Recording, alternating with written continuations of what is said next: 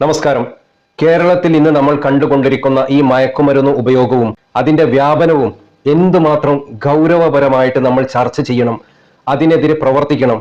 അത് നിർത്തലാക്കാൻ വേണ്ടി ഓരോ യുവാക്കളും, ഓരോ ആളുകളും, ഓരോ മലയാളികളും, തലക്ക് വെളിവുള്ള ഓരോ മലയാളികളും എന്തുമാത്രം അതിനുവേണ്ടി നമ്മുടെ സമയം ചെലവഴിക്കണം എന്നുള്ളതിന്റെ യഥാർത്ഥ തെളിവുകളാണ് നമ്മൾ ഈ കണ്ടുകൊണ്ടിരിക്കുന്നത്. നമ്മളൊന്ന് ചിന്തിക്കുക, നമ്മുടെ കുടുംബത്തിൽ, നമ്മുടെ വീട്ടിൽ ഇത്തരത്തിൽ ഒരു ആളുണ്ടെങ്കിൽ, ഇത്തരത്തിൽ ഒരു മകനുണ്ടെങ്കിൽ, ഇത്തരത്തിലുള്ള ഒരു ആങ്ങളയുണ്ടെങ്കിൽ, ഇത്തരത്തിലുള്ള ഭർത്താവുണ്ടെങ്കിൽ, ഇത്തരത്തിലുള്ള ഒരു പിതാവുണ്ടെങ്കിൽ എന്തായിരിക്കും ആ വീട്ടിലെ അവസ്ഥ? ഇത്തരത്തിലുള്ള മക്കളുള്ള വീട്ടിൽ ഇവർ വന്ന് വീട്ടിലേക്ക് കയറുന്നത് ആ മാതാപിതാക്കൾക്കും ആ വീട്ടിൽ താമസിക്കുന്ന എല്ലാവർക്കും ഭയമായിരിക്കും. നാട്ടുകാർക്കും അയൽവാസികൾക്കും എല്ലാവർക്കും പേടിയായിരിക്കും. കാരണം ഇവർ ഏതോ ഒരു ലോകത്ത് ജീവിച്ചു കൊണ്ടിരിക്കുന്ന ആളുകളാണ്. അവർക്ക് ഈ സാധനം കിട്ടിക്കഴിഞ്ഞിട്ടുണ്ടെങ്കിൽ ഈ ലോകത്തൊന്നുമല്ല. അവർ സിനിമാ നടൻ ജഗദീഷ് പറയും പോലെ സിനിമ കണ്ട് മോശമാവുമെങ്കിൽ നല്ല സിനിമ കണ്ട് എന്തുകൊണ്ട് മനുഷ്യൻ നന്നാവുന്നില്ല എന്ന് പറയുന്നതിൽ ഒരു അർത്ഥവുമില്ല.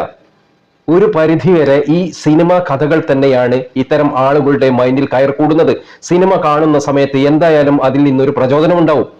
യഥാർത്ഥത്തിൽ നമ്മൾ ഈ കാണുന്നത് പോലീസിനെ കയറി അടിക്കുന്നു. അവർക്ക് യൂണിഫോമിനെ പേടിയില്ല, പിന്നെ എങ്ങനെ നാട്ടുകാരെ പേടിക്കുക, വീട്ടുകാരെ പേടിക്കുക, അധ്യാപകരെ പേടിക്കുക?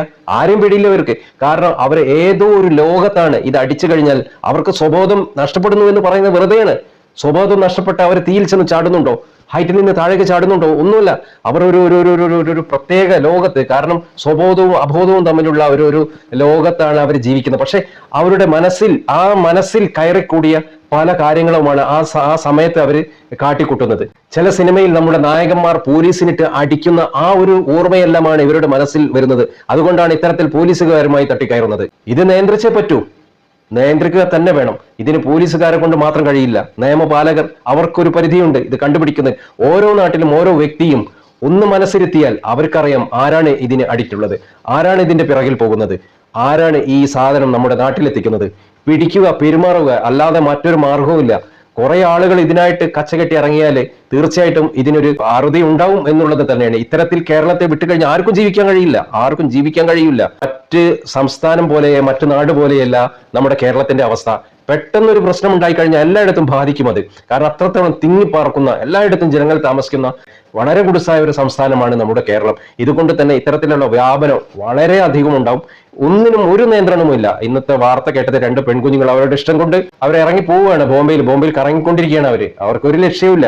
ആരും പേടിയില്ല, വീട്ടിലാരും പേടിയില്ല, നാട്ടിലാരും പേടിയില്ല. അത് നാട്ടുകാർ കാണുമോ? ട്രെയിൻ കയറി പോകുന്ന നാട്ടുകാർ കാണുമോ? ഇതൊന്നും ഒരു പേടിയില്ല. ആർക്കും ഒന്നിനൊരു പേടിയില്ലാത്ത കാര്യമാണ്. ഇത് തിരിച്ചു പിടിക്കണം.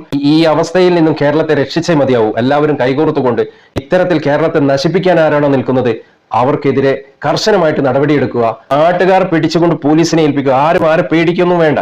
നാട്ടുകാർക്കുള്ള പേടി എന്ന് പറഞ്ഞാൽ ഇവൻ അടിച്ച് ഫിറ്റായിക്കൊണ്ട് എന്നെ ആക്രമിക്കുമോ, എന്റെ വീട്ടിൽ കയറി ആക്രമിക്കുമോ, ഇത് തന്നെയാണ് എല്ലാവർക്കും പേടി. പക്ഷേ ആ പേടി കൊണ്ട് ഒരു നാട് മൊത്തത്തിന് നശിച്ചു പോവുകയാണ്. ഇതിനു വേണ്ടിയിട്ട് നിർബന്ധമായിട്ട് നാട്ടുകാർ ഒരുമിക്കുക, പോലീസുകാർക്ക് സഹായം ചെയ്തു കൊടുക്കുക. ഇത്തരത്തിലുള്ള ഒരു പരിപാടിയും കേരളത്തിൽ വെച്ച് പൊറപ്പിക്കരുത്.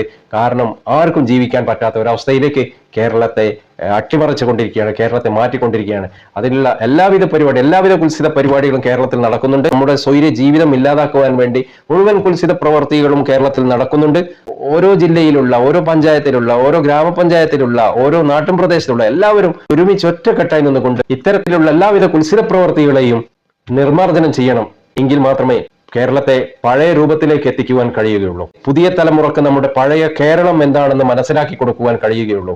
നന്ദി, നമസ്കാരം.